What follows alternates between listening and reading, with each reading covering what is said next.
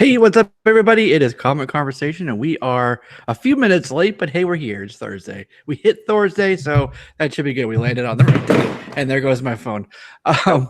This is a Comic Conversation. I have no idea what episode we're on, but we've been doing this for a couple of years now, so we're well over. Well, I don't know. God, I don't even want to say over 100. Probably punch it up towards 200 at this point.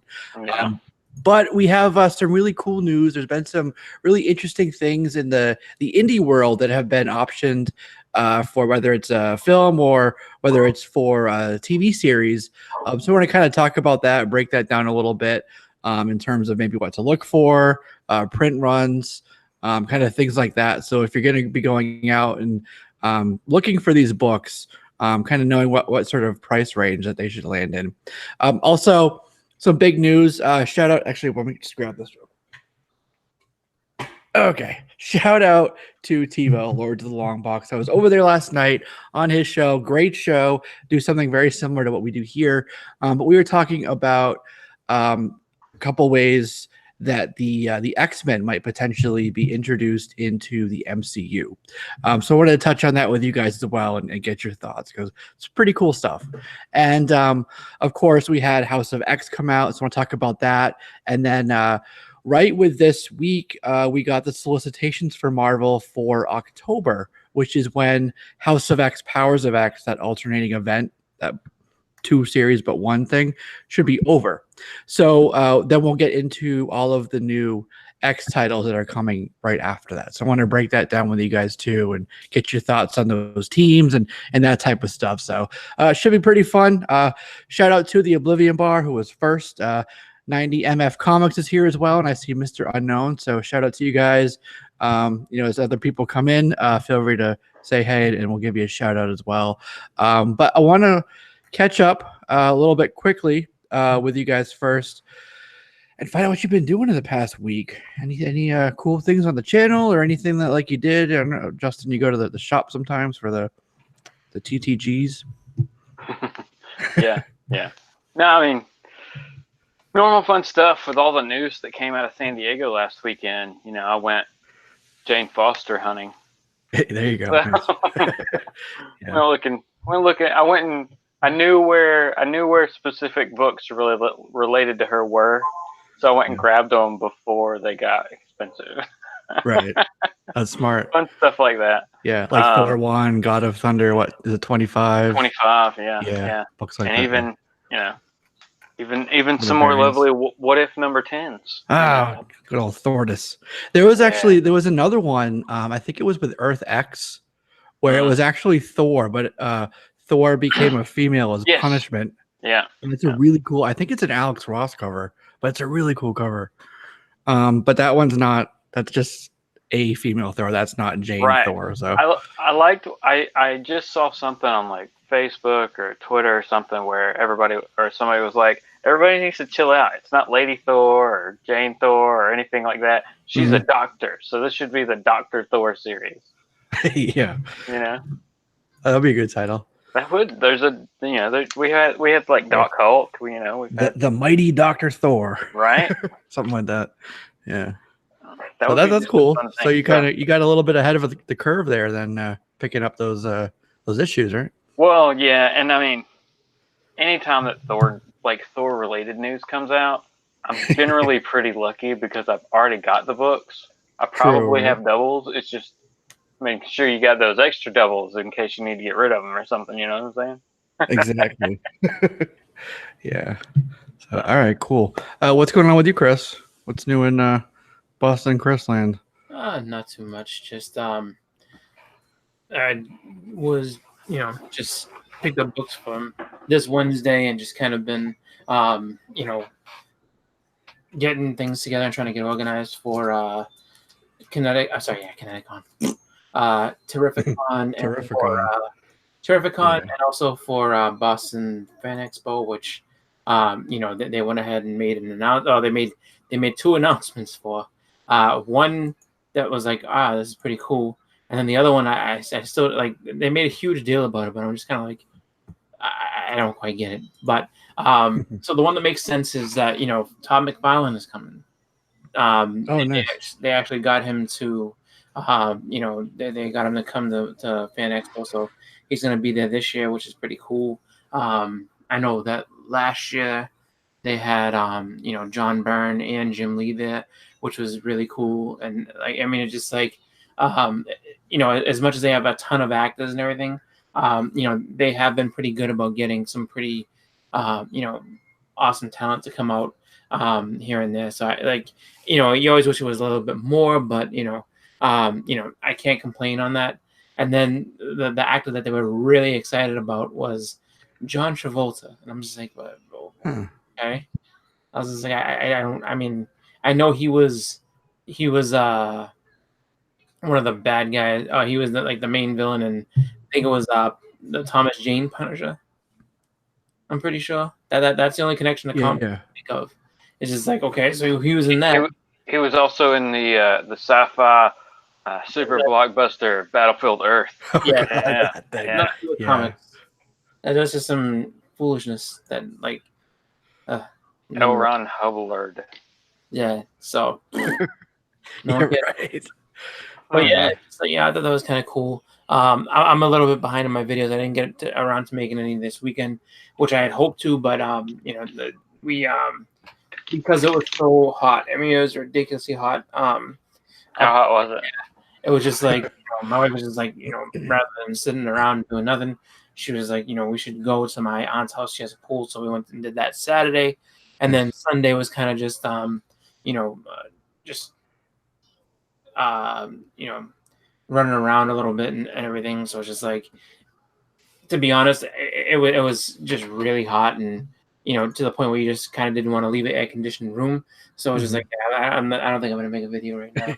So I mean, for that I apologize, but I will put stuff up. It's just, you know, a situation where you know, it was just crazy, and you know, just really didn't have much you know, just didn't have a lot of time. Like once we were down and hanging out in the pool on Saturday, it was just like that was a wrap of the weekend, just because there really wasn't, you know, much time to really do much else. So all right, well, we'll be looking forward to what's coming up while it's cooling off.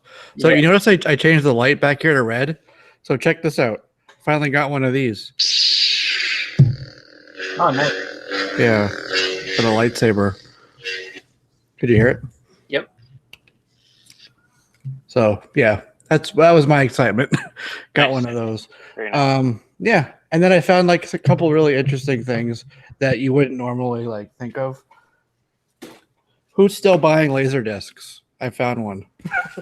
This is like the original Captain Marvel from the 40s. Nice. It's got 4 sides on it. 1941 Republic Pictures, The Adventures of Captain Marvel. That's pretty cool.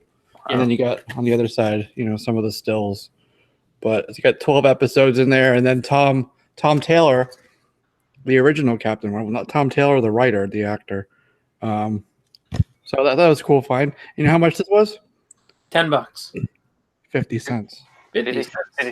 Yeah. That's crazy. I got it. Sure. It was 2 for 1, so I got the Jurassic Park. What? Yeah. I know that there is a community of people that do collect them still. I don't know if there's Laserdisc players that are in HD at all. Yeah, I would think that would be the harder thing to find, would be the actual Laserdisc players. Yeah. Yeah. Because I've seen, like, I remember just kind of going off on a tangent on eBay, and I saw that like some of them are pretty expensive, just because, you know, it's just dead technology and people aren't. Yeah. VCRs are easy enough, but I think Laserdiscs have always been pretty expensive. Well, truth be told, I'm not trying to play it. It's the same dimensions as a 12-inch vinyl, so I want to like get a couple like comic related ones and then put them like in like a movie room and have like that sort of theme there. So like Captain Marvel, you know, like Star Wars ones, but I think that they look pretty cool framed up. So yeah. That's why I got them, not because I'm trying to get a laser disc. Oh no, come on. You know? I mean, I think it'd be kind of cool. Just to be, I mean, because I don't know how different it is from a DVD as far as, you know, playing it and everything, but I just know that, you know, it's something that like I've always kind of been like, oh, laser disc, that's pretty cool, but never actually seen. I mean, I've seen the laser disc, I've just never actually seen, you know, a disc player and seen it actually played. So that's pretty cool, because I wouldn't have thought that. I mean, that Captain Marvel It's just, I mean, I think something weird that they converted to Laserdisc. You know? Yeah. And I wonder if it's something that, maybe potentially, never actually just moved over to DVD. I mean, it'd probably be in one of those Best Buy DVDs that's like, the Avengers of this and that, and it's like, 10 movies for $1 or something like that. So that's pretty cool to have 12 episodes of that. Like, I didn't even know that existed. So yeah, cool. I thought, like I said, cool find, a little kind of like out there in terms of like what to look for. So, never know what you'll stumble upon. So, Big Oso says, "Hey, do you remember those comic books that came with the 45 vinyl record?" Yes, the book and the records. Yeah. Actually, funny you mentioned that. Hang on one second. I think I have one. I got this recently. I just got this. Oh, nice. First one. It was one I was looking for. Why am I doing this while we're live? I have no idea.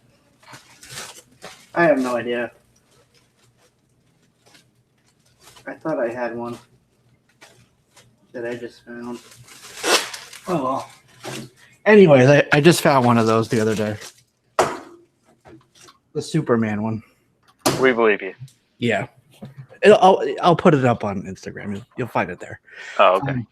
Okay. So let's get into the topics. Want to kind of go through a few of the indies that have been optioned recently. Some that you probably are familiar with, some that maybe you aren't familiar with. Yep. And the first one I want to tackle is actually a really cool one.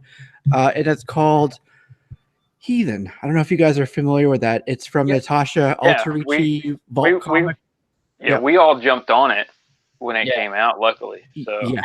I think I have all 7 of them so far, like all 7 that have been put out there. Yeah. Yep. But yeah, it was a cool story. Yeah, definitely cool. Kind of like a lesbian Vikings, that sort of thing. It was, I looked it up. It came out in February of 2017, and there was a second printing in May, so a couple months later. And just under 3,000 units were sold to retailers. That's according to Comic-Con data. So really low print run on that. Yep. There was a limited edition that was only available on the Vault website that I tried to get, but it was sold out really fast. Those are going for, if you want a 9.8 on that, you're looking at like $200 on that. So that one's pretty rare, and it's actually, believe it or not, so that's Vault Comics. It was originally through maybe a self-publisher, but it was called Literati Press. So the Vault comics are actually a reprint of those original ones. Yeah, the original ones have. I remember seeing that the original ones were expensive at the time that the, the reprint or the Vault run started. But yeah, those are definitely cool to pick up if you can find them. Yeah, if you can find, you'll see them around. This is going to be Constantine Films, and Catherine Hardwick is the director for it. She's the one who was attached to Twilight, I guess. So. So there you go. Yeah. So there's that one. There's a few variants. I think it went a couple issues. It was a mini series. So there you go. There's that. The next one. No, 7 came out. 7 came out. Issue 7 came out like not long ago. That's right. There was a huge gap. Yeah, there was a big gap. Yeah. So all right, cool. The next one is called She Could Fly. She Could Fly was made by Dark Horse, and it's optioned for TV by AMC. And it's funny because this guy who did it, his name's Chris Cantwell, who I'm going to mention later on, so remember that name. He was talking with G. Willow Wilson about this, and he was like, "Hey, if I have an idea, what can I do?" And G. Willow Wilson's like, "Hey, go talk to Karen Berger," and then the rest is history from there. So that's going to be coming out. That was an interesting story, an interesting concept. Yeah, so there's that one. Then the next one I want to tell you guys about is something that I think I mentioned a few times before, but let's back up just a second. I want to talk about Scout Comics. You're familiar with them, right? Yep. Scout. They did Stabbity Bunny, a bunch of other things. So really good, and they have this sort of pipeline. They have a similar mentality to Mark Miller, to where they develop these properties, but then they want to pass them up even higher. And get them like made into, TV or series, or have somebody buy the rights for it, basically. So a lot of their properties, if you look at Scout, have that upward momentum to where they get bought out and stuff. So Solar Flare is one that got bought out. That's going to be actually, it's not officially announced yet, so you're getting that news pretty early. From what I hear, Scout's going to make that official announcement this coming Sunday.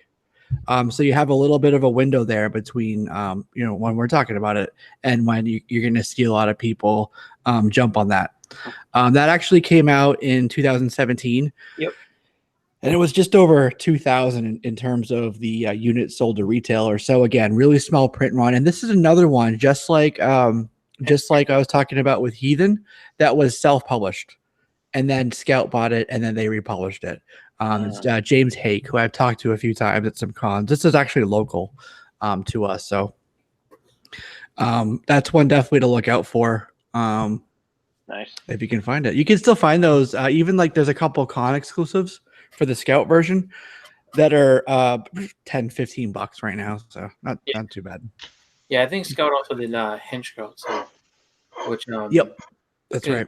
That's how I remember finding out about them was like, Hench Girl. And that I think was talked about, getting picked up and everything.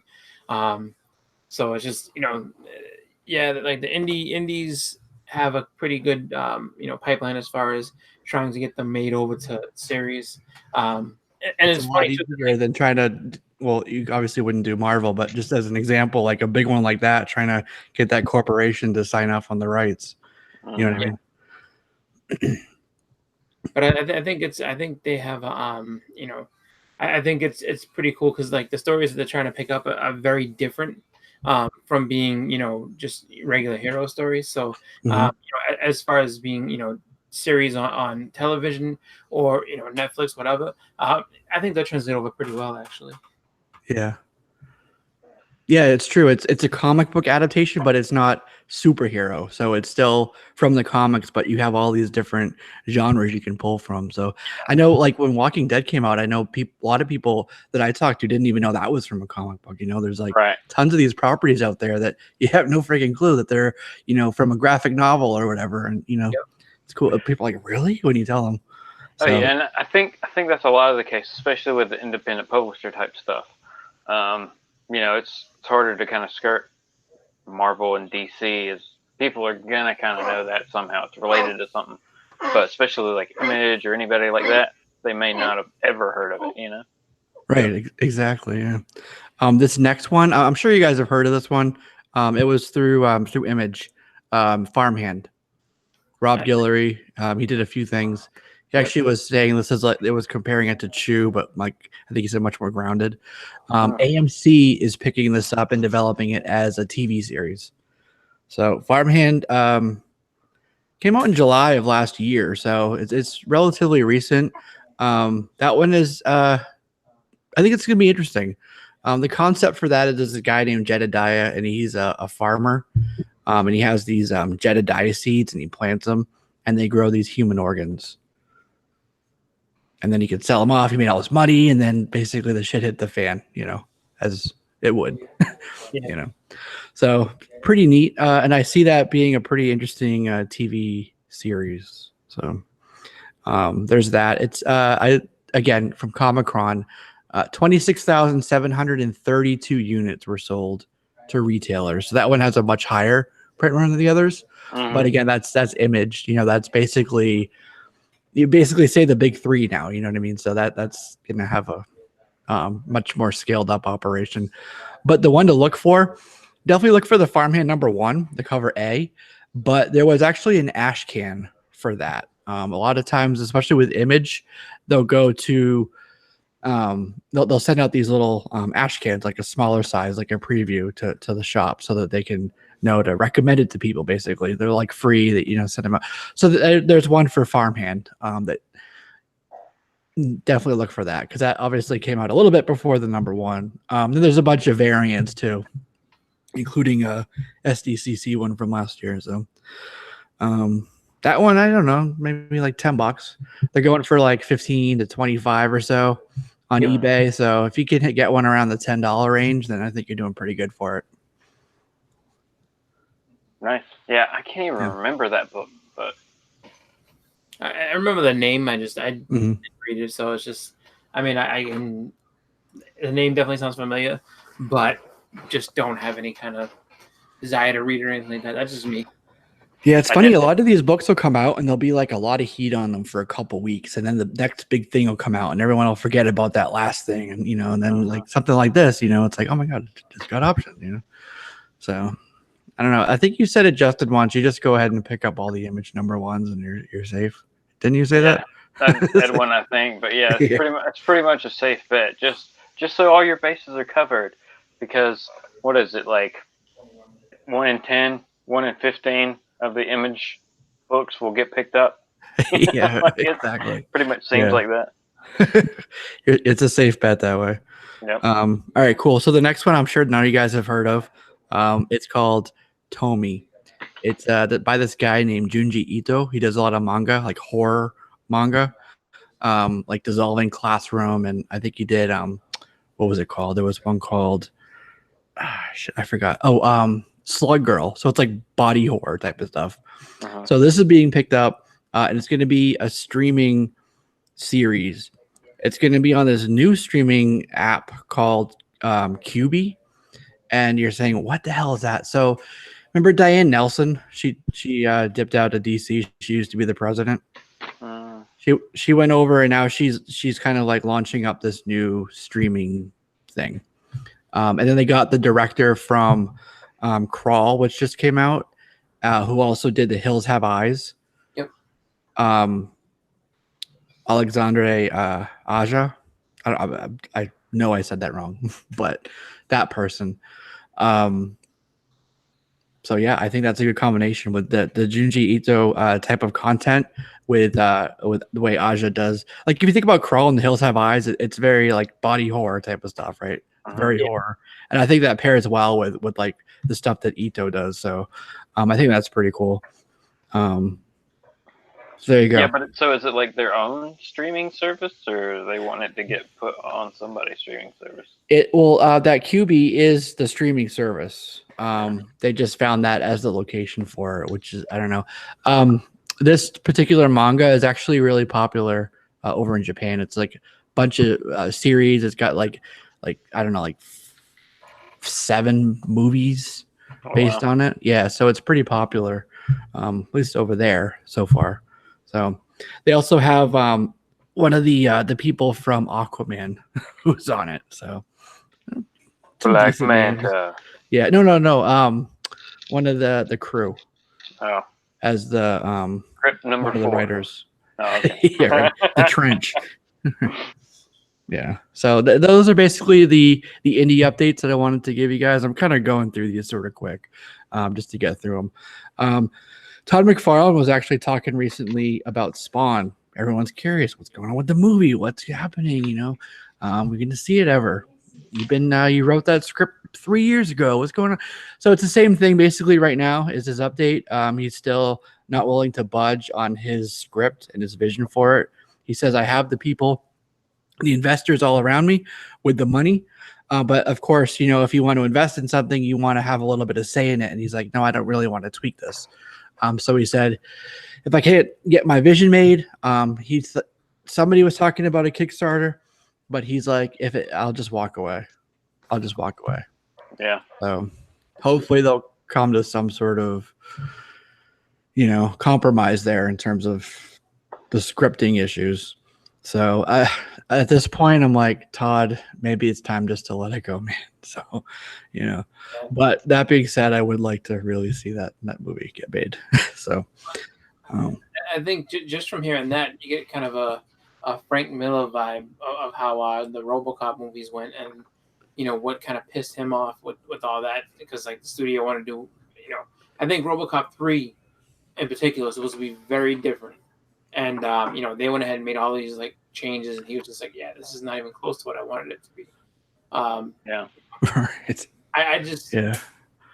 I think from what I've heard, he wants to make it like ultra dark and violent and gory, and it's just like, I mean, the thing that he had, and I can understand investors being like, yeah, you gotta tone this down, just because, I mean, we need people to come see this thing. Like, you can't have it be this, just really crazy just blood fest that, like, you just pretty much have marketed to like one audience specifically and hope that it so basically you have it for the comic audience and then hope that it crosses over into the horror genre so that like you get those people together. It's just like I mean does he give any details as to like what it is they're trying to do, or is it just or is he just it's basically going to be focused on I don't know if it's Sam and Twitch, but at least Twitch, where they're doing these investigations, and it's very dark and in the streets, and it's not really going to be focused so much on Spawn himself. You'll see like flashes of Spawn. He doesn't talk like hardly ever, if at all, in the movie, and it's just like a shadow like wisping by you in the background is basically like what you see. Could be that problem. I see it like gritty and like very atmospheric and dark. But the thing is, he wants to do this on a super like low budget. I don't know how you do some of this. Even like maybe principal photography, you could do that, sure. But once you hit post and you're doing all your editing and all that, that's not even including like advertising for it. I don't know how he's going to do it with this budget restriction. That's like the big holdup, I think. Is that he doesn't want to spend basically it just sounds like he just wants to put it out and make a profit completely. And so that way it's like, all right, so here's your chunk of the money and then here's my chunk of the money, which I mean, I understand, but it's just like one of those things too, where it's just like, I mean, the position that they might be taking also is that it's a Spawn movie and you don't want to show Spawn in the movie because it'd be too expensive. But it's just like they may have a problem with that too. Like no, like the name of the movie is Spawn, and you can't just not. People are going to see Spawn, not to see a shadow of Spawn. Yeah, like you could just if that's the case, make it a Sam and Twitch movie, and then you have flashes and glimpses. But we'll see. I mean, just because the thing too that I think, I mean, he owns the character and all the rest of that jazz, and that's great. But I think that when it comes to like button heads and things, it's like it's also unproven. I mean, this even though the first Spawn movie came out a long time ago, and the cartoon series came out a long time ago, to try to throw it in this market might not be the best thing. Just because people don't know what it is, you know what I mean? They know what it is, but like it's just like they don't know if it's gonna be good going right out. I mean, what if it's a dud? And then these people would put all this money behind it, and it's no good. Exactly. I think that might be. I mean, there's a lot of different factors I think might be weighing in, but I think that's probably why he's like, I only want this much money, and they're just like, you can't make this movie. Who are you trying to make? Well, the thing is, right now we have a lot of comic book and superhero movies, obviously, right? This is like I've said it plenty of times. It's like the golden age of comic book cinema, but within that, as a subgenre, there really isn't much in terms of like the horror element. We're only now like just getting to that, right? New Mutants is coming out. We had Brightburn. They were just talking about at the panel for Hall H for Marvel at San Diego. About like Doctor Strange kind of leading into those more horror elements, and perhaps like even he didn't say this is me saying it, having Nightmare as a villain in there. Scarlet Witch will be a part of that. We'll talk about that in a second, actually. So we're really only just getting to like this sort of horror subgenre, and it's really unproven. Will the fans like it? There's no real kind of test for that. And I think as an investor going into that, you'd be extra cautious. Yeah, Hulu too, exactly. That'll be coming up. D23 will be getting hopefully some news on some of that stuff. But so as an investor, if I had that sort of in my mind, like, okay, this is a comic book movie, but it's horror. It's not necessarily about Spawn, and in fact, we won't see Spawn much. I'd be like, okay, how much money are you supposed to give? Am I supposed to give you? I don't know. It does make sense that they'd be hesitant. So I think once some of this stuff comes out and is successful, not just financially but critically, that people will be a little more willing to, give, because there'll be that proven track record so far. Okay, fans do want this. They will spend the money on tickets. They will buy the McFarlane toys after. You know. So I just mentioned D23. I want to roll into that now. D23 is coming up at the end of next year. I mean, the end of next month, August. And they're hopefully going to be giving us some news about Hulu. That's going to be in Anaheim. I don't know if TiVo is going to be going for sure. Hopefully he'll get some good scoops for us in terms of that, and maybe he'll be on location for that. What they're going to do is have Marvel Studios there with footage, more guest appearances, and we'll see maybe a little bit more about, oh, you know what? I totally forgot to mention Blade when I was listing out some of the horror stuff coming up. Anyways, hopefully we'll get some Hulu stuff, more maybe Disney Plus related things. I don't know. But in terms of the horror piece of it, you get Scarlet Witch, of course. That's supposed to be like crazy and weird with her and, her powers. That's going to be, she's actually going to be in Doctor Strange in the Multiverse of Madness as well. So it'll all be kind of tied together, which is really cool. That's going to be horror stuff. And what they're saying, and this is complete credit to TiVo, to Lords of the Long Box for this, the story could revolve around House of M. Her going nuts with reality, changing powers, and maybe a unsnapping, kind of doing making mutants or whatever. So that whole thing kind of tied together, I think, is awesome. And then in terms of the X-Men, it would be cool to have like the House of M, and then suddenly, what's your movie called? House of X. Those things would pair nicely together, right? Just like we have with Hickman's miniseries right now. So I'm just talking on and on. I want to kick it over to you guys for a second. Yeah, I think that would be kind of cool. Yeah. I think I remember when we had brought it up before. Oh yeah, Star Wars, yeah. Mandalorian especially. Sorry. When we had brought it up before, it was actually, I remember TiVo in the chat, we were talking about like how everybody was kind of, when that woman had went ahead and said that, oh, like the X-Men name is derivative and why should they use that name and this and that. And then he was like, oh, like, I was like, what other name would you use and this and that. But it's just like, and then he's like, oh, you can go with X Factor. And it's just like, yeah, that would be, different lineup of characters, obviously, because they want to kind of go away from, the characters they've been using, but I mean, that could work too. I mean, I think that, it all depends on what kind of starting point they want to use with bringing mutants in. And they can always, bring them all together however they want.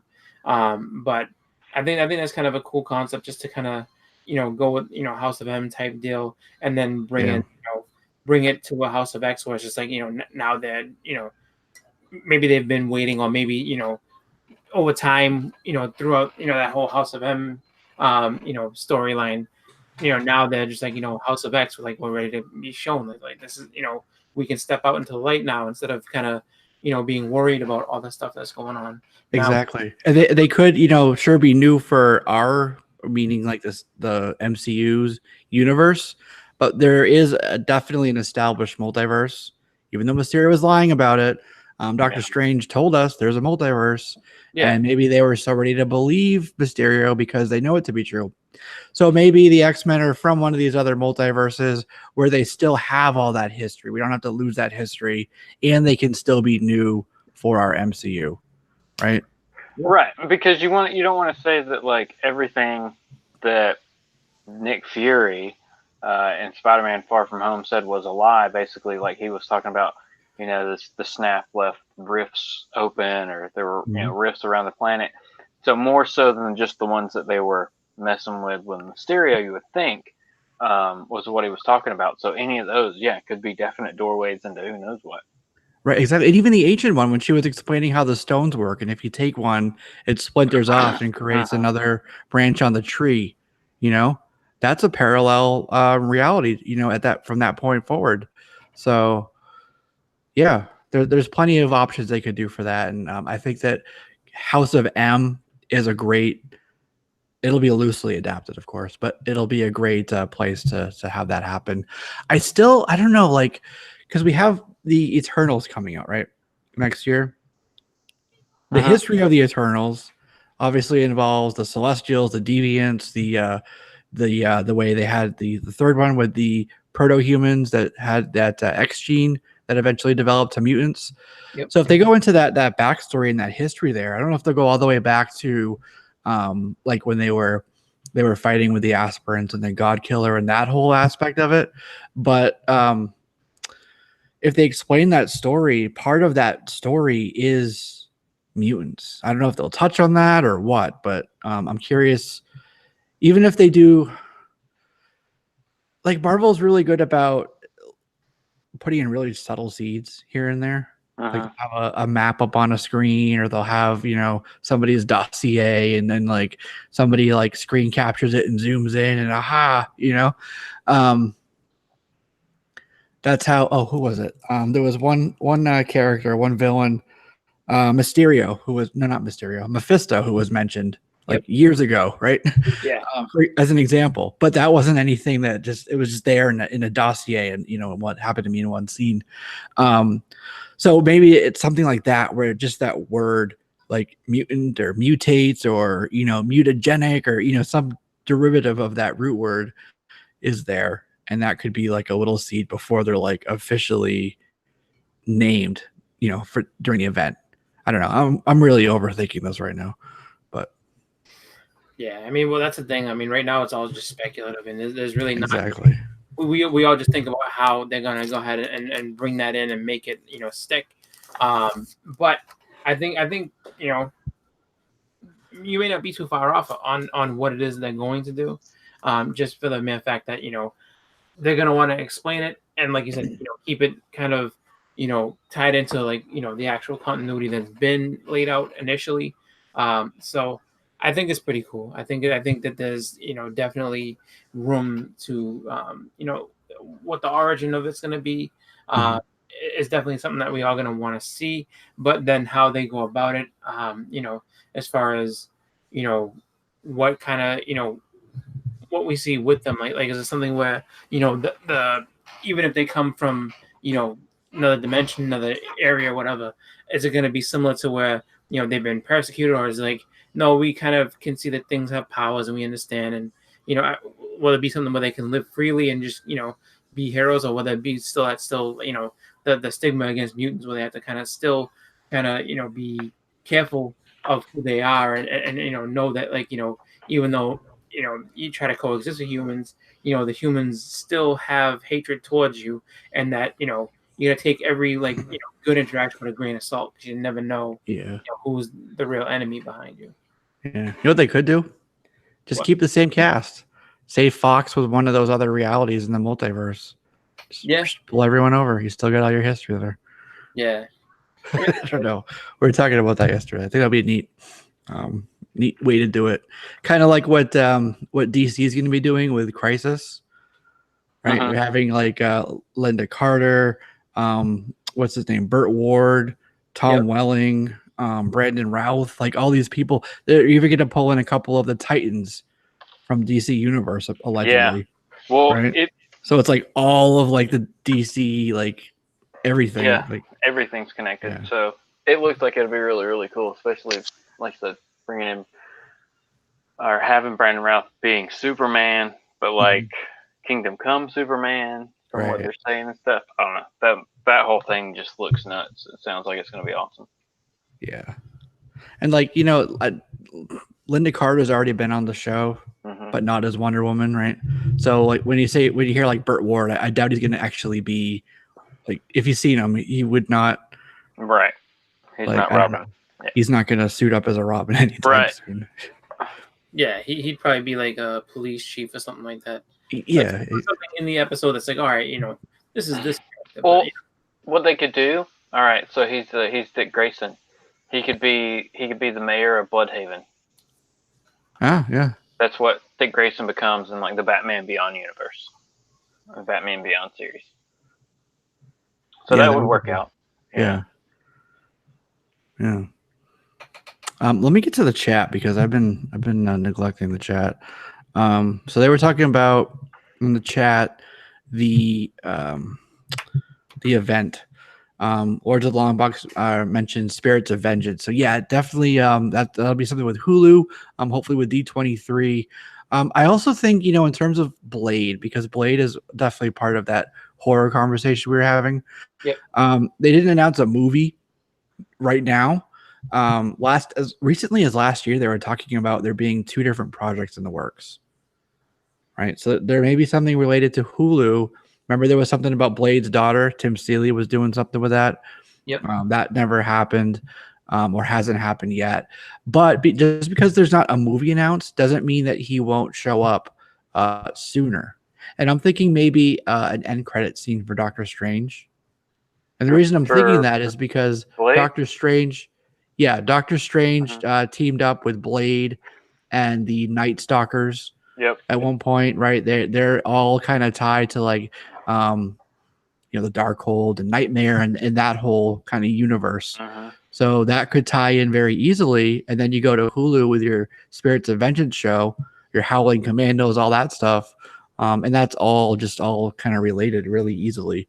But I'm envisioning a teaser end credit thing for Blade with Doctor Strange. I think those two kind of things fit together. So my point is, just because it wasn't announced it will be Phase 5 doesn't mean we won't see Blade a little bit sooner. So I just wanted to mention that. House of M, yeah, Big also said House of M. Mr. Unknown is looking for some naked midgets to be in a show, calling it House of Triple X. I think he has some interesting ideas. So that's and then Lawrence Longbox said, instead of no more mutants, she'll say no more Fox. Exactly right. And then zombies. Marvel Zombies would be really cool, but I think that Marvel Zombies is going to be part of What If. Yeah. Right, that'll be a What If thing. So animated. Comically Flawed said, I heard they're going to pull a lot from the Neil Gaiman run. That would be great. And full on Kirby as well. Big also says, absolutely. We need full on cosmic crazy Kirbiness, crackles and all. Yeah, exactly. And then Big O said, I've seen the artwork of the Celestials. Yeah, so they actually, I don't have a screen capture of it, but it looked nuts. Yeah, there was big ones. We've seen them a couple times already. The Celestials. Nowhere in Guardians. Exactly. Guardians. Yeah, nowhere. The spaceport is the head of a severed Celestial. And then we saw Esau and the Searcher when the collector was telling them about the stones. Right? There was that little clip. Yep. And then Ego is an elder in the comics, but he called himself a Celestial, I think. Right? Yep. And so he's that's a little bit of a retcon there, but Ego is supposed to be a Celestial. So there you go. So there's 3 so far. And then we're going over to Mr. Unknown. His name will be like Robin Grayson. Oh, talking about the CW. Yeah, could be. Superhero Dick the Boy Wonder. That just sounds really wrong. I mean, with Eternals though, especially, or even Doctor Strange, if they're gonna, they could have Celestials in either one, really, or in both. Yeah. But that's a good way to go ahead and throw in Galactus too. Right. Exactly. They have him now. They can use him whenever they want now. So that's right. They could, maybe they don't even show him, but they mention him finally. Maybe they just say, "There's another one of those heralds again." Yeah. And then we all know whose heralds they are. Yeah. So that would all tie to those movies. But House of X just came out. Right, it's the first part of Hickman's big event here. I know, Justin, you said you didn't read it, but Chris, have you read it? I did. Oh, you did read it. Okay. Speed read. Right, that's right. So, okay, cool. So, yeah, a pretty great start, if you ask me, to this whole thing. Very, very Hickman, laying the groundwork, very complicated and intricate. And if I know Hickman, the way I've read him, what we're reading right now, we have no idea like how big and like nuts this thing's gonna get, from this point on. Well, and different. It seemed like that just because, like, I mean, there was so many different references to different places around the world and all this different stuff, and all these different lists of different things going on, and what symbols mean for certain, there was a ton of different stuff going on in that book, and then it was just like, I mean, you got mutants migrating over from Krakoa. Then you have Magneto meeting with some humans, as an ambassador.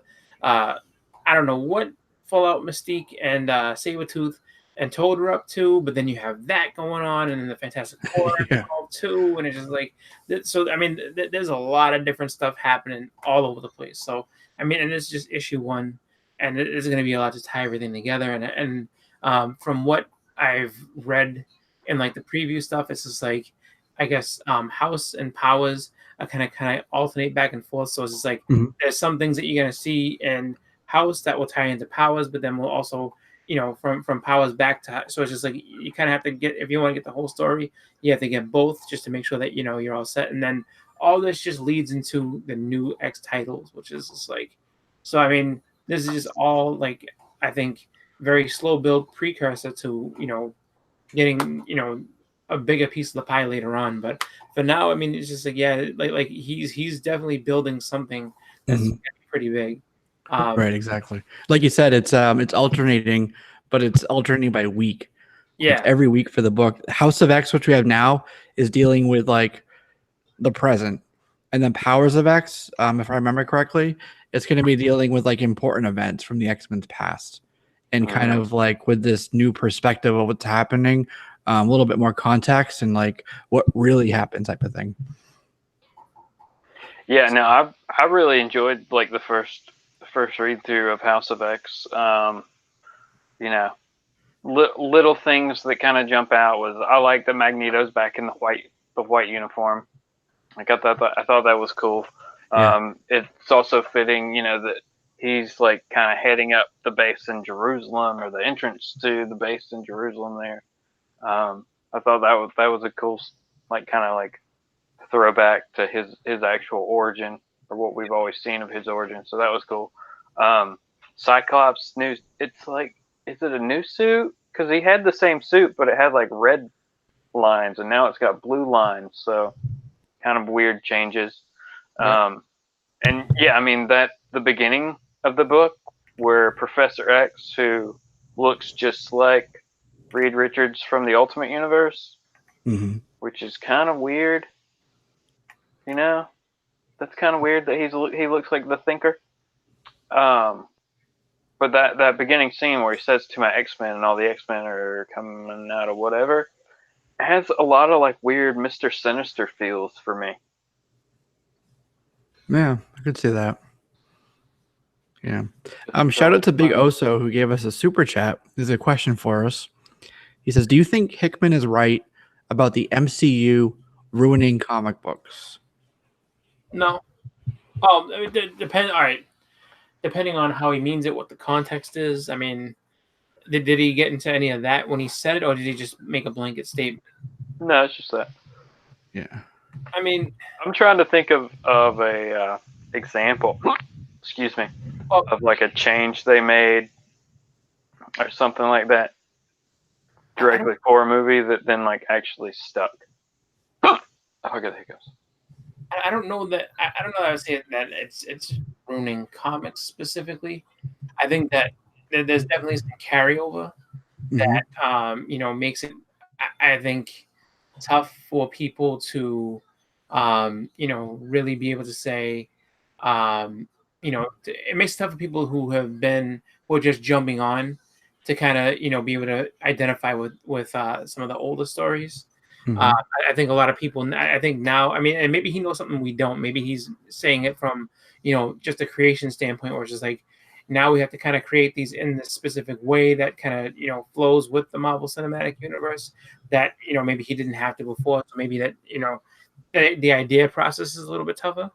I don't know. I mean, maybe. Yeah, no, I think you're on track there. Like, you have the movies, and people know the movies, and, Marvel wants to react to that, adapt things so that it will bring in those readers, that crossover. Yeah. But by doing that, it adds these other restrictions to the writers, because now they have these other parameters that they have to consider with their story. So I think it definitely, it can, I don't say it always does, but it can limit them in terms of what they're doing with the comics. But I don't think that it's ruining comic books necessarily. I just think it's different. Well, I also wonder too if they're being, held into a way that they have to, that the way that it's written has to be able to be easily adapted now to, all right, so we're going to write this in the way that you can adapt it to a script so that it can, be, seen visually either on, television or a movie. I mean, maybe that, kind of bothers them too, because, rather than being a comic writer, now they're basically a screenwriter, and it's just like, that's, Exactly. I mean, look, we've said this a couple times in the past. What is comics to Marvel now, who has these like billion-dollar movies coming out like every few months, and what is all of Marvel Comics making it? You know what I mean? So why do they still have it? Well, it's an IP farm. It's an idea farm for the movies. They have to keep creating these stories so they have something 20 years down the road to pull from as an event that they can use. But just like you said, they know that, and they're designing these with that idea in mind. So there is that kind of easy story arc that they can throw up on the screen. So, but again, I don't think it's ruining it. It's just different, Yeah, it's different, and I think that if you're used to doing it in a certain way, like from a creative standpoint, if you're used to it being this, format that you've always used, and it's like, yeah, no, you got to do something like change it up and do this. It's just like maybe that's in their mind that like, oh, like maybe I'm telling a story, and now I have to oversimplify a story just because of this, I mean, because I'm just trying to think of what maybe he meant by that.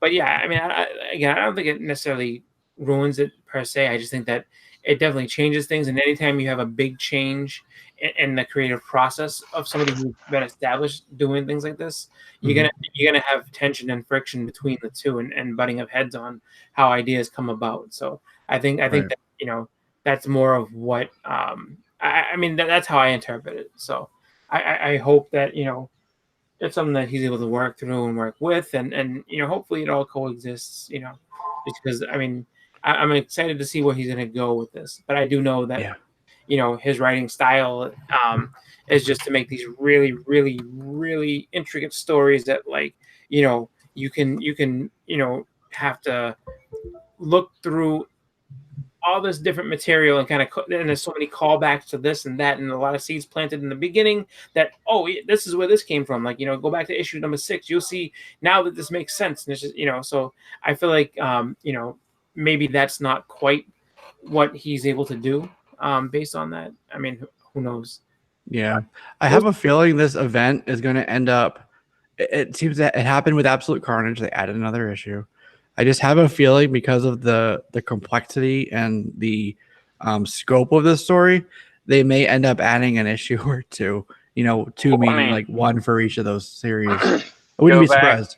Yeah, go back and look at Hickman's Secret Wars when it came out. That first issue, it says like 1 of 6 or something like that. That's right. Yeah, it turned out being like 9 issues. Yeah.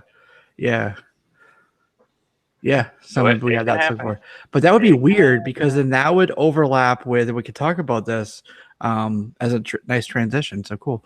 The October Solicitations came out. We got a tease at San Diego Comic-Con. They had a panel called The Next Big Thing, and they announced what the different teams were going to be post House of X, Powers of X, and this whole thing is called The Dawn of X, and it's the new. Yet another relaunch for the XMen, and yet another start. So it is what it is. Here we go again. October, exactly right. So we have the Marauders. That's Jerry Duggan and Matteo Lolli. Yeah. Right. You have Pyro. I have it written down here. Pyro, Iceman, Storm, Bishop, and Emma Frost, who is funding it through her company. And then you have Kitty Pryde and Lockheed. Kate is the leader now of this team. So. Yeah. Interesting makeup. He did say these teams may not make a whole lot of sense right now, but once we get towards the end of the event, they should make a lot more sense. So, all right, I'm gonna throw that out there. Why you'd ever want to bring for the X-Men? Why you'd want to bring a team like a Marauders team? Like, yeah, you're gonna be on the X-Men bin. And I was like, you realize what they did, right? Like, that's not they're not cool with us, Yeah, I mean, it is weird that Kitty and Emma would choose to be on a team together at this point. Yeah, I mean, I know they have been as of recently, but here's the big WTF. Excalibur. Yeah. Okay, Excalibur is Richter, Jubilee, Rogue, Gambit, Captain Britain, who's Betsy, Psylocke. formerly Yeah. Psylocke, right? Yeah. And get this, Apocalypse. Yeah. That's what, Right. and I saw. I don't remember if it was Psylocke. So there was some picture that basically like shows him as a love interest. I'm pretty sure it might be Psylocke, and I'm just like, oh, how is this possible? Like what? Yeah. You know, It's like what? the alternate version of him. Like I don't quite get it. And Yeah. to be honest, you know, I've seen. I mean, throughout the years, I've seen X-Men villains become, you know, members of the team. Sabretooth did it. Juggernaut did it, and it wasn't that quite that. Emma went on to lead the team.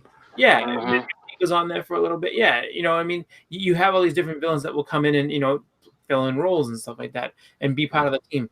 Apocalypse just no. Like, Apocalypse for me, it's just like, I mean, there has to be something humongous that happens that makes me be able to be like, yeah, I'm comfortable with him being part of the team. That's cool. Yeah.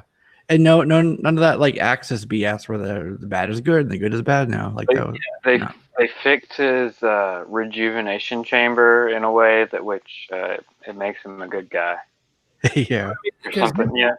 His whole agenda. I mean, his whole agenda and name go against anything that would be considered good. Like, you know what I mean? It's just like, right. I don't quite understand that. And you know, just I don't know. I just don't understand. Like, are these supposed to be the most superior of the X-Men? He just like as soon as they like fall asleep the first night in the Excalibur base or whatever, he just like hooks them all up to machines and turns them into horsemen. It's just weird. I don't quite. I just don't understand why. I feel too. I feel like Excalibur is where they always try to like. I remember when they relaunched it later on. Like Claremont had jumped on it, and it was like early 90s they had relaunched it, and it was a very weird title in that way too. So I feel like Excalibur is, you know, one of those weird titles where like, yeah, we'll just throw some kind of crazy team together and see what happens. But yeah, I always thought of them as like the British team, you know. Right. Yeah. Well, and the fact, their little castle, Nightcrawler. But again, they are going to have Gambit and Rogue, so two like X-Men staples plus Psylocke. So I mean, I think the book's going to draw readers, and especially just initially, you know. That's true. Yeah, I mean, people want and it is Captain Britain, so you still have that sort of symbol, is that callback to the original there. I do want to shout out NES Master. He says this will be the first X-Men book I'll be reading as they come out. So that's cool. Nice. And then Discovery's here. Hello to you. And Mr. Unknown says tea time with Apocalypse. So that would be interesting. Yeah, you know, like it just doesn't. Probably good. Yeah. That would be like okay. Join the Avengers. I'm sorry, but no. It's gonna be be interesting. But you know, we're talking about it, so I think we're curious, and I think that means Hickman did his job. The other book is X-Force. It's gonna be written by Ben Percy, who did Green Arrow for a time. Yep. This team is gonna be Wolverine, Marvel Girl, Domino, Beast, Kid Omega, who's pretty badass, Sage, Colossus, and Black Tom Cassidy. Weird. Yeah. Right. So it seems like they're throwing in at least one, you know, pretty major villain for each of these teams. Yeah. Right. Because you had Emma on the first, then you had Apocalypse. Now you're seeing Black Tom here. It's like Professor X goes through and like, comics be flawed, said Kenny Omega. That's right. It is Kenny Omega.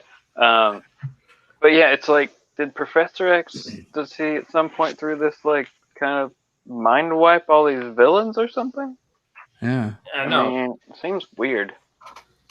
Yeah. All right. All right. So next one. Generation X is going to have Mojo and the Shadow King on the team now. Yeah. No, the next one, Fallen Angels, which is like a mini series tied to the New Mutants a long time ago. That's gonna be written by Brian Hill, and this one only has 3 people on the team. You're gonna have Angel, and Archangel. No, I'm just kidding. X-23, Cable, and Psylocke here, who's Quanon. So you have Psylocke on the other team as Captain Marvel. That's Betsy. This is your Quandan Psylocke, your Ninja Psylocke on this team. So interesting. Next one is New Mutants. This is actually written by Hickman. You have Ed Brisson and Rod Rice on art. And this team, I want to see what Hickman does with Magic. She's gonna be on the team, so I'll be picking that up. Sunspot, Cypher, Mirage, Karma, Wolfsbane, Chamber, and Mondo, who are newly resurrected apparently. Yeah, that sounds like X-Force or Yeah. X-Factor. X-Factor. The original team plus Chamber and Mondo. Yeah. Yeah, exactly. Yeah. And then the flagship of this relaunch is, of course, the as we say with Spider-Man, the adjectiveless X-Men. It's just X-Men. It's written by Hickman and Laniel Yu on art. And it has Cyclops, Wolverine, again, he's on a couple teams because he's on X-Force also. Jean Grey, who's also on a couple teams. Rachel Summer, Havoc, Corsair, Young Cable, and Vulcan. So, Plus okay. So the Summers family reunion plus Wolverine. That's right. So that ties right into what I want to do next. So I'm going to go ahead and screen share. She's in Wakanda. She's with the Agents of Wakanda. Could be. No, I made that up. I completely made that up. Who? Storm, like there's no Storm. Storm's on the Marauders or whatever. Is she? Yeah. Didn't you say Storm? Oh, I did. Yeah. Pyro, Yeah. Iceman, Storm, Bishop. Yeah. Yeah. Okay. There's your Storm Bishop. What happened? Here we are. All right. So this, I'm sharing this because this actually ties into what we're talking about. When you read these, you get to see a little bit more of an idea in terms of. Sorry, Fresh Market. I'm not advertising for you. Dr. Doom. Yep. Doom's X-Men number 1. Member. What? Art Germ. Yep. A lot of variants. Actually, it's not that many variants. Doesn't say much. It's a $5 book. This could be an expensive. Wait. Okay, let's talk about that for a second. Did anybody pick up their books this week? Realize how many books did you actually get that were $3.99 versus everything was like none, $5 to $6 or something like that? DC did their cover Bs up to $3.99 now, or $4.99. Yeah, well, they're the card stock variants. Yeah, this month or whatever. So I understand that, but like all the Marvel stuff, like. Even the Valkyrie number 1 was like $5 or something. I'm like, what the crap? I don't know. It seemed like this week was a little crazy. Yeah. They were aggressive. So there's Excalibur with the sword. That's her as Captain Britain. Nice. And there's old Psylocke back there. So there you go. Every mutant ever variant. That sounds interesting. Otherworld is rocked hard. Captain Britain holds an amulet for the Kingdom of Avalon. Okay. Sounds very mystic. This one is on a boat, sounds like. I'm on a boat. Sail the Seas right here. Sail the Seas. So it's X-Men on a boat. I'm on a boat. Remember that song? Mm-hmm. Mother Trucker. Yeah. Nightcrawler's not on any team. Yeah. He should be on Excalibur, if any team. Or the Marauder, since they're on a boat. He's a pirate. Powers will only be up to number 6 at that point. Yeah. True Believers. I'm going to skip a lot of the True Believers, but I'm definitely going to be getting this True Believers. That's my only way I'll be able to own that. So right. I'll be getting that. $1. How much did you pay for your? No, it's facsimile. $4. Yeah. $3.99. Hey, that beats the other prices. Same with this one. Hulk 1 facsimile. Sweet. Yep. Yeah. This one, okay, I read this earlier and I'm calling bullshit on this. So Spider-Man, this is the one written by J.J. Abrams' son. Uh-huh. And they're going like this: the most anticipated comic event of the year. I don't think so. I don't think so. It's a miniseries, man. Really? It's a miniseries. Yeah. And then there's Absolute versus Deadpool. The Donny Cates Silver Surfer Black is more anticipated than that. Yeah. Exactly. Yeah. This will have Man-Wolf in it. Lethal Protectors. Looks like Misty Knight, Morbius. You got Iron Fist. Looks like Cloak and Dagger. Yep. Cool. There was something else. Oh, what was I gonna get to? Oh, this. Okay, so this one, Mary Jane's getting a book. How about that? Interesting that DC is like, hey, let's do Lois Lane, and then Marvel's like, hey, that's a good idea. Let's do Mary Jane. And a lot of these, when you look through, because you guys can look it up yourselves, go slower through them. A lot of them have art germ covers. Yeah. So, yeah. He's getting that Marvel work now. Yeah. Put germ to work. No, another. Wait. Full circle. Full circle Spider-Man. Boom. Hickman. I think this is a one shot. Yeah, it's a one shot. Oh, I pointed at the screen. $10 one shot. Yeah. No, thank you. What's 96 pages? A lot of pages, but I don't know about all that. Yeah, I don't know about all that. Black. As far as Spider-Man goes, I'm getting like Amazing Spider-Man. That's pretty much as far as I'm going. Campbell cover. Yeah.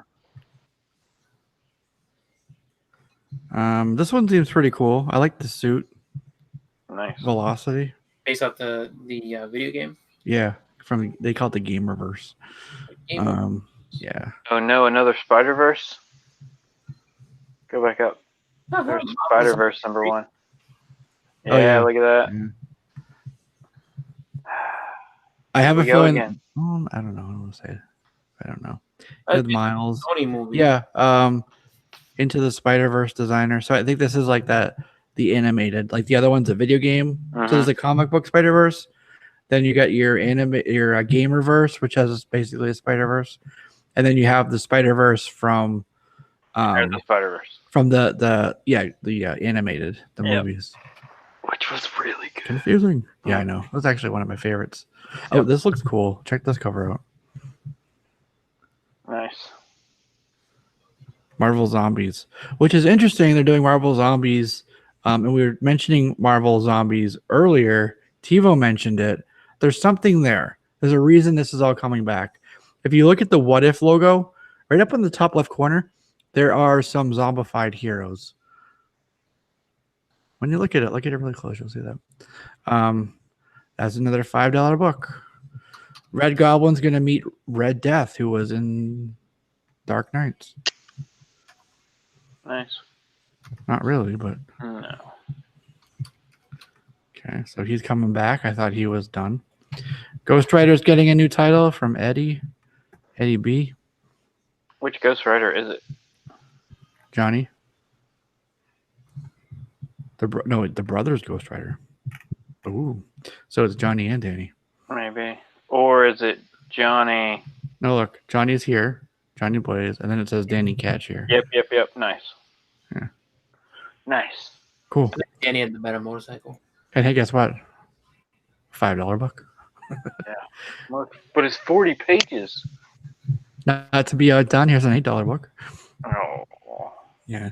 Oh, the one that they're. Oh, I think it's getting up to it. Oh, there's your Doctor Doom book. Nice. Doctor Doom #1. Oh, buy the crap out of that. Mary Jane variant for Doctor Doom. Awesome. Totally want that one. Yeah. Okay. Oh, here it is. Bizarre Adventures. This is coming back for a one shot. So that's pretty cool. I think it was, what was it before? Was it Strain? Oh, well, it was a title and then it got converted over to Bizarre Adventures a long time ago. But anyways, this is coming back. Really like the horror side of it. So we're talking like with this question about the movies and the comics and if they're hurting each other, kind of that conversation. But it's all part of like the same marketing machine. So when you see certain things kind of like being ramped up subtly in comics, or suddenly a character comes back, or hey, like why are they releasing these particular facsimile editions? It's because they're trying to get that name back out there, that recognition or whatever, because for a reason, whatever that reason is, right? It might be a show, it might be, it could be any number of reasons, but you got to pick up on like these really subtle trends. So what I'm picking up on here is, and I know it's October, but a lot of like the horror stuff. Yeah. And I think that there's a very specific reason for that. It's going to be tying into very much what's going to be announced at D23, what's coming up on Hulu, ramping up for like, some of the other stuff, but much horror things. And then you get Ulysses Bloodstone in there. Do you guys agree with that? Uh-huh. Yeah. I like this character, White Fox. She's cool. Yeah. Yeah. So Bizarre Adventures, I think, used to be the Marvel Preview Yes. magazine. Yes, that's right. Presents. That's what it was. Yep. And then it got the title changed to Bizarre Adventures. Yeah. Yeah, that's right. Yeah. I couldn't remember that for some reason. Future Fight is not a game I play, but I like these. And then you had Danny B and Io. No, Crescent. Her real name was Danny B. Cool characters that are you can read about in New Agents of Atlas right now. Contagion. It's about a contagion that they can't stop. Batman Contagion. Good story.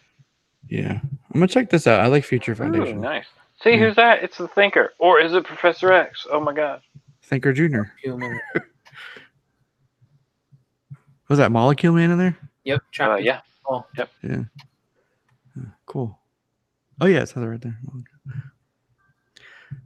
This one looks like a good cover. Not the Mary Jane variant. Yeah, that'll be good.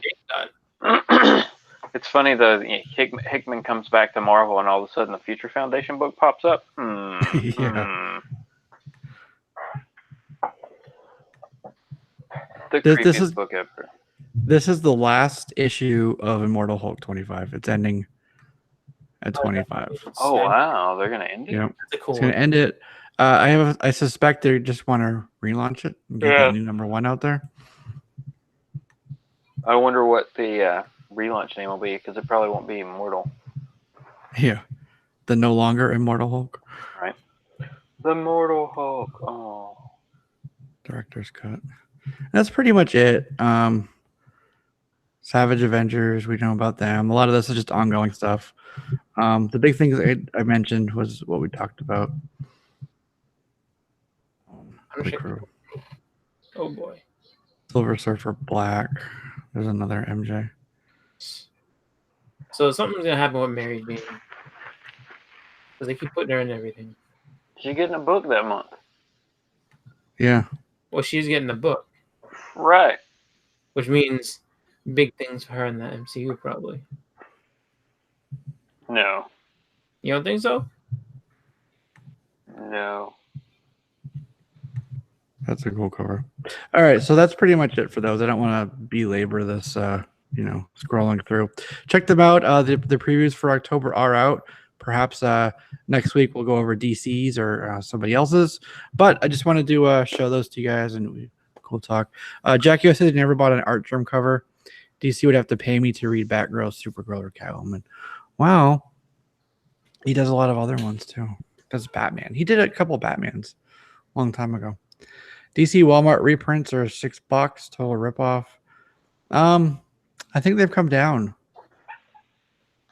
I think that they made them no longer exclusive, and they're actually in some of the packs now versus by themselves, or they will be soon. I was reading about that recently. I don't remember if it's happened already or it's about to happen. Well, they already had there was a collected edition of those original stories that were in the Walmart Batman books or whatever that you could already get at the comic shop this week. Yeah, now you can get them at the LCS, those stories. Yeah, right. So, all right, cool. What do you guys have coming up on your channels this weekend? Anything good? Hauls. SMC? Hauls. Exactly. Yep.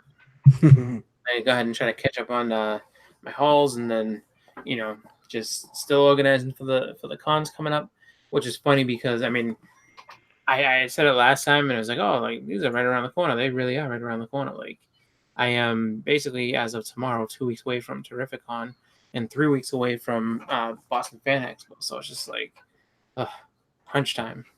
Right. Yeah, we were talking last week about getting your list and organizing and getting the books out. Yeah. You made any headway on that? Calling at me, and it's just like, what the hell, man? Seriously? Oh. But yeah, just trying to get those hauls up and be able to show the books that I picked up and everything. And then other than that, just kind of regular run of the mill, just enjoying the summer and then just getting ready for the con. So maybe I may, when I get closer, maybe do a preview of the books I'll be bringing with me to each, just to kind of just show off like what I hope to get signed, and then obviously recaps after and say, hey, look what I got, so it'll be good. fun. Yeah, cool. And Justin, Sunday morning comics? I hope so. Hold on, I think I have a con this weekend. Uh-oh. You don't know yet? Yes. Yeah, it's July 28th. Yeah, so that's this Sunday. Crap. Nice. 2 days, 13 hours away. Man. Uh-oh. So maybe road trip. That will definitely interfere with Sunday morning comics. So we'll see what happens there. So, you do a car talk. Right, as I'm driving there. Yeah. So, all right, cool. Yeah. In terms of me here, just more of the same stuff going up. History stuff, a lot of haul stuff because I've been doing so many hauls lately. Not really, but I should. And I don't know, just kind of having fun. So expect more of this, and we'll be back next week too. So that is pretty much it for the show here. I want to thank everybody who was in the chat, who talked to us, asked us questions. Thank you, Big Oso, for the super chat. Much love to you for that. Appreciate it. If you're listening later, definitely leave us a comment, your thoughts, your opinions on any of these topics. What are you looking forward to? As a specific question for Dawn of X, that relaunch of X-Men. What title are you most anticipating there? So let's throw it out to you guys and you in the streaming podcast universe as well, because we have tons of people who listen to us over on our podcasting platform. So thank you as well. And that is it for this episode of Comic Conversation. This has been Justin, Chris, and Jesse. We're back next week. Have a good night. Thanks, everybody. Good one.